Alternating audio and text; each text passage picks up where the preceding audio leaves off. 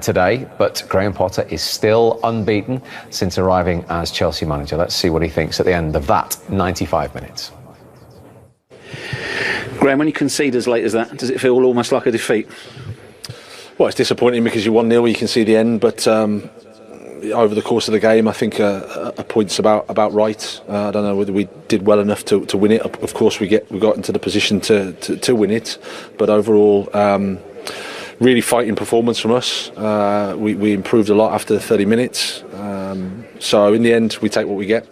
You were clearly concerned when you changed it. What did you see you didn't like the look of, and what were you looking to alter there? Well, we just couldn't really I didn't feel we get enough control of the game. Probably need an extra body in midfield to try and put a bit more, create some more turnovers to try and win the ball. So to have a bit more control of the game, really. So, like I said, I thought we were better after that. But in the end, disappointed to drop the points. But again, another battling, hard-fought game. Boys gave everything. You can see that. We can improve a lot in terms of our attacking play because we can create a bit more, I think. But again, we're playing against a good side. You said beforehand this isn't about the coaches, but did it in fact turn out to be quite a tactical game?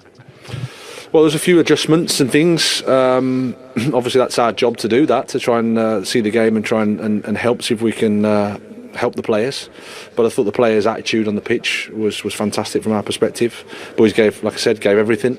It's a hard, intense match in the middle of a really busy period, but the boys left everything there, so that's a great foundation for us.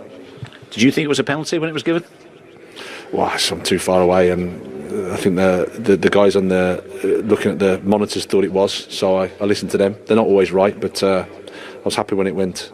And the equaliser, is that one we just have to say it's a magnificent header? There's nothing you can do about it. Well, we could have got out a bit more connected. But again, it's a good header, great header. Kepa's unlucky a little bit. He could have only just got in, I think. That's our first goal we conceded for a while. But we're disappointed, of course, because it's dropped us 2 points. But in the end, we have to take the positives and appreciate the work the team did. But improvements to be made as well. Didn't see any quality, but if I have to say, probably the team who has produced more quality was United in the first half. So the result is right. Much more from these three gentlemen to come, and all the reaction, of course. It is Arsenal at Southampton and Spurs welcoming Newcastle, and then the Premier League weekend concludes in the Monday Night Football as Bournemouth go to West Ham United.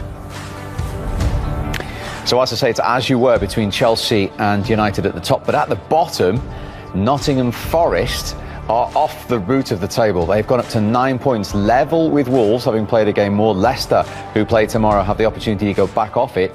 Of course, they're at Wolves. What a big game that is. Bottom against third bottom in terms of that. Everton have suddenly shot up to 11th place.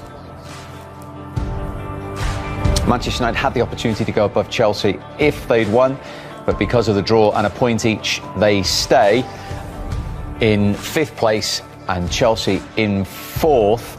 Manchester City at 26 points now, a point behind Arsenal. They can extend their lead at the top. It's back to 4 points if they win at Southampton tomorrow.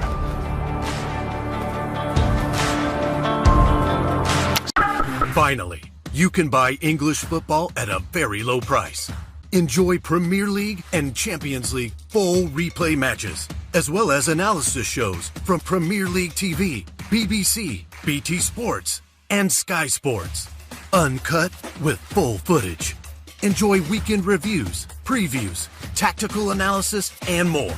Join us today at the link in the description below, www.primeshows.net. Left it very, very late, but was it a case of just never giving up? Yeah, I think first half was really good from us. Obviously, after that, the change of...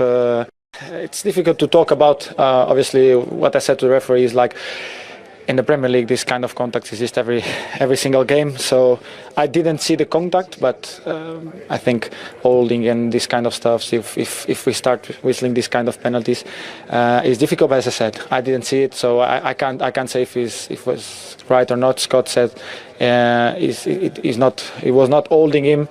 So I don't know. I have to see it, but obviously makes no sense now talking about that because it will change nothing. What would you say about the quality of the equaliser, Casemiro's header? Oh, first of all, it's a great cross from Luke. Great, amazing cross, and after obviously great header. We know that he has that. He had scored many goals at Madrid with his header. He had a chance against Everton, probably better than this one, and he missed.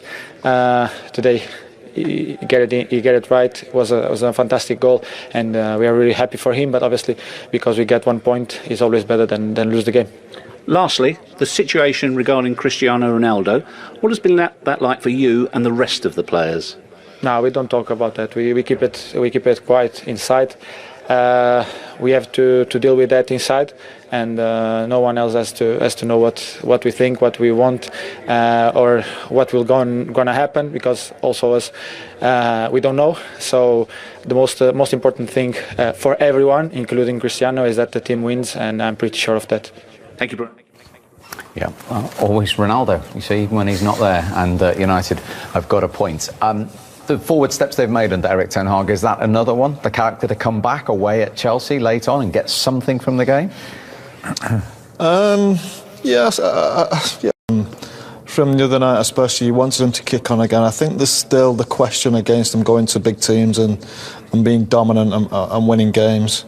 Away from home, especially, obviously we know what happened at Manchester City. Today they were good for half a game, they were really good and probably deserved to win the game overall. You think of Chelsea being at home, did they do enough to win the game? I really don't think they did. Well, one thing I would say, I thought subs were a little bit strange today. I thought Fred coming on when he did for Sancho, it didn't really help the game, I don't think. Fernandes lost a bit of control of the game. He had to come out to the left-hand side and wasn't in the game as much. But yeah, I think there's progress. Going to a bigger not a bigger team, but a big team, getting a point is progress. You'd still like to win them games, of course you would. And they're really looking back on the game, they should have won it, but they haven't. But there'll be bigger tests there. You think going to Anfield, going to Arsenal, going to these better teams is now a big test for him to then take that next level. I think they've sorted out problems at home. From the first 2 games was disastrous, as we know. But they've sorted the problems out, and they look dominant at home again. I think that's that away form where they have to become that dominant team, which I think the manager wants them to be. But when you two played together in that famous team, so many late goals, you kept going. To be one down in the 94th minute today, no, but it's something from the game. It's good that you get back into the game and that you score towards the end of the game. When we, especially when I joined, of course, that season when we won the treble, and in the beginning of that season we didn't play our best football yet. We needed to come into a rhythm as well to eventually win these trophies. But then you also see that when you are starting to dominate, you're becoming a better team. That teams are like more dropping deeper, so they're trying to condense the spaces and everything. And you need to keep on working, keep on playing, be impatient as well, which is very important to eventually create that little gap when the opposition is getting tired, so you eventually can score.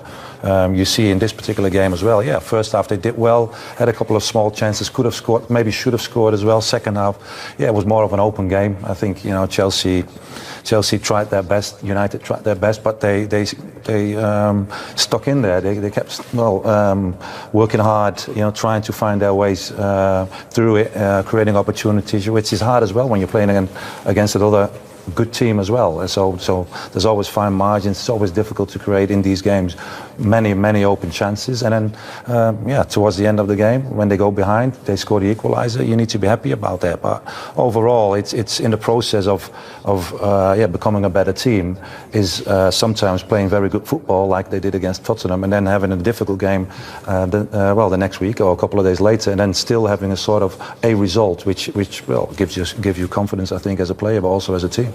Will Scott McTominay, Gianfranco, be the most relieved man inside Stamford Bridge with the way Chelsea's penalty came about right now?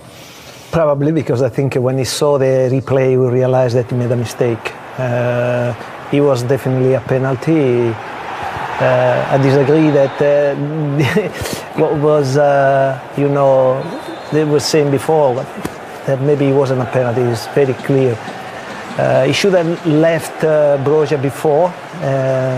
There is no doubt that is a penalty. To me, it looked like more of an Italian game, this one, because Boring. no, I was saying that. I mean, from a long time ago. No, I respect that. I respect you. Not when Gianfranco. No, Just for clarity. When you were playing at Chelsea, not in Italy. Very cool and waited until the end.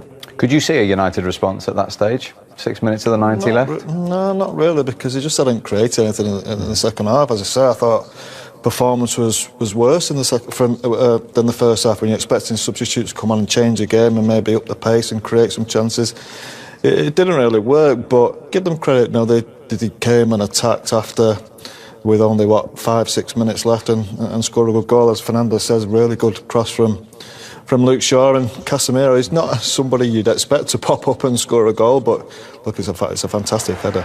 And it's important you have to share the goals around, isn't it? Well, it is. It's important that you have players who can score goals. It's not only up to one or two plays, but you can see him sometimes. I think he had the opportunity against Everton as well when he had his first start, from close range, and he couldn't finish that one. This one is very good. The cross is good, but also the timing of him is very good. Because you need to read the ball as well and where it comes, and then you need to jump at the right time as well, so you can head it also in that angle in the goal. So it's and the goalkeeper was close, but touch was not enough. But it's a great goal, and I think it's good for him, for his confidence. Fantastic delivery, and also very clever, because he played the ball at the back of the second post, where Chigwell obviously is not the tallest, but the other, to place a ball like Casimero did, it takes a lot of quality to be done. Just looking at it, I wonder if the keeper could have gone with his right hand. He does take his left hand. He's probably his wrong one to get across.